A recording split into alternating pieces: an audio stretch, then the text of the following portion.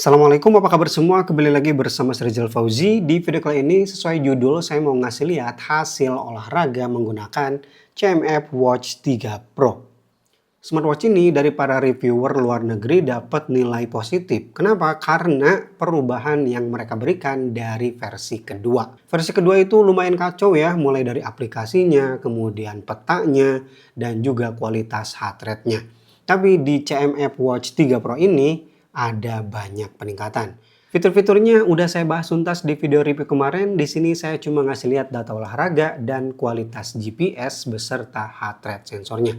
Saya bandingkan seperti biasa dengan Amazfit Helio Strap. Oke, tanpa berlama-lama langsung aja kita mulai seperti biasa dari performa lock positioning GPS-nya. Oke, kita lihat gimana performa lock GPS di CMF Watch 3 Pro. Kita masuk ke olahraga ya. Kemarin dan juga tadi ketika percobaan sih cepet-cepet saja ya. Tidak ada masalah soal lock position di smartwatch ini. Oke, tuh kan cepet-cepet aja ya, nggak ada masalah sama sekali. Dan dilihat di situ untuk sinyalnya cukup full. Sekarang kita coba percobaan kedua. Kita back to home dulu. Kalau smartwatch itu lama ya lock GPS, lock posisi, itu bikin kesel sih. Tapi ini kan harganya juga udah 1.500.000 ya, hampir 2 juta. Tuh, percobaan kedua malah lebih cepat lagi. Jadi udah cakep lah ya untuk lock position di smartwatch ini. Sekarang kita lihat data laporan olahraganya di smartwatch. Kita masuk ke catatan aktivitas. Di sini ada keterangan jenis olahraganya, kemudian waktu. Ini beda dari yang lain ya. Biasanya di swipe ke bawah, ini mah ke samping dan dipisah-pisah gitu. Di sini ada kalori yang terbakar, kemudian jarak yang ditempuh, dan juga durasi. Cuma 3 aja. Geser lagi ke samping. Kemudian ini informasi untuk pace. Laju maksimal, kemudian rata-rata, dan juga laju rata-rata. Oke, sorry, kecepatan rata-rata dan juga laju rata-rata. Kita geser lagi ke samping. Di sini ada jumlah langkah, kemudian langkah per menit, dan juga panjang langkah. Geser lagi, ada heart rate. 155 dpm, 173 dpm. Di sini cuma ada rata-rata dan juga maksimalnya. Kita geser lagi ke samping, ada zona heart rate. Geser lagi ke samping, di sini ada nilai yang didapat, aerobik 4,1. Dan cuma itu aja. Kita geser lagi, anaerobik 0,2 dasar. Geser lagi, VO2 max 38. Nah, kalau saya lihat di sini tidak ada recovery time ya. Tapi recovery time-nya infonya bisa kita lihat di aplikasi. Di aplikasi Nothing X kita masuk ke latihan terakhir ya di bagian kesehatan. Di sini paling bawah ada lari luar ruangan. Ini riwayat workout kita. Dan tampilan laporannya beda banget dari aplikasi-aplikasi lain ya.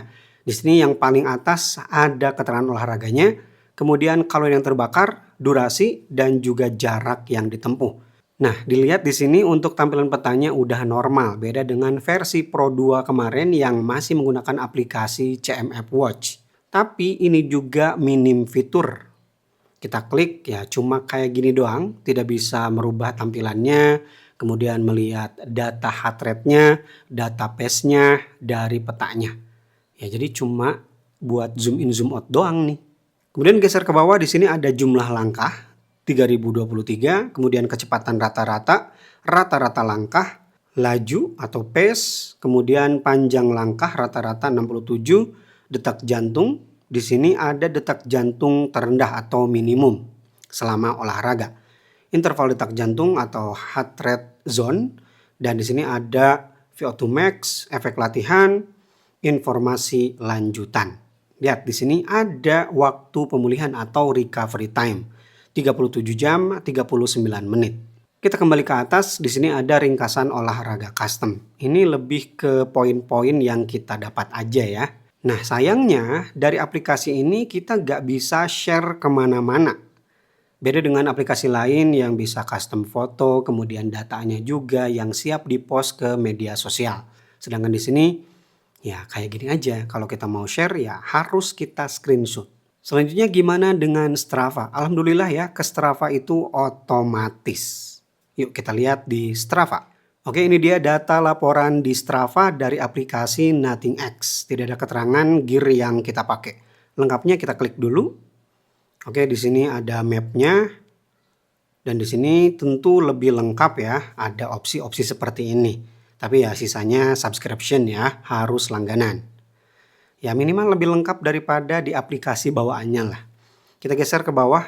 Di sini ada rangkuman yang kalau kita lihat di rangkuman ini tidak ada data heart rate.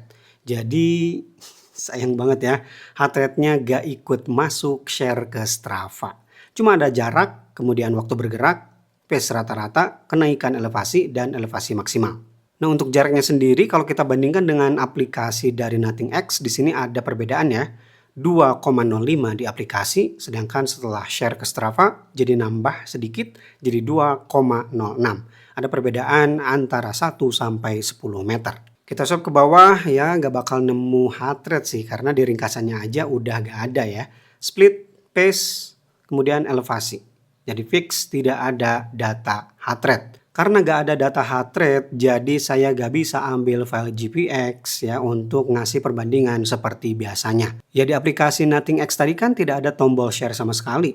Jangankan impor ekspor file GPX ya, untuk share sebagai screenshot saja harus manual kita screenshot. Gak bisa data custom seperti aplikasi-aplikasi lain.